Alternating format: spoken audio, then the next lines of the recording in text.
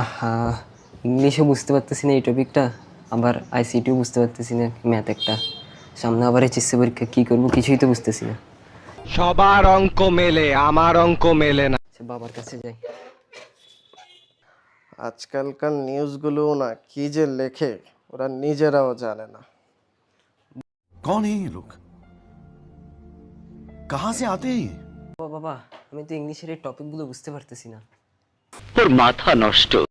পরীক্ষার আছে আর 3 মাস, তুমি এখন বলছো তুমি বুঝতেছো না? সারাদিন মোবাইল টিপো, রিলস দেখো, এভাবে হলো হবে? মোবাইলে একটু কাজে লাগাও।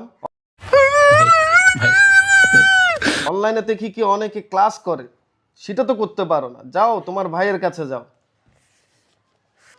আচ্ছা চলো না, কালকে আমরা দেখা করি, অনেক দিন তো হয়েছে দেখা হচ্ছে যে আমাদের। কালকে চলো একটু দেখা করি। ভাইয়া কি রে, তুই দরজা নক করবি না? আমি কথা বলতেছি না এখানে। ভাইয়া সরি, আমি বুঝতে পারিনি। আচ্ছা ঠিক আছে, আমি তোমাকে কিছুক্ষণ পরে কল দিচ্ছি। হ্যাঁ কি বলবি বল।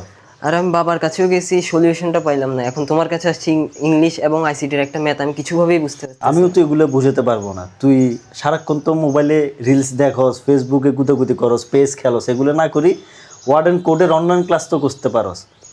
তাহলে বল আমাকে কি করতে হবে? কি কি কি?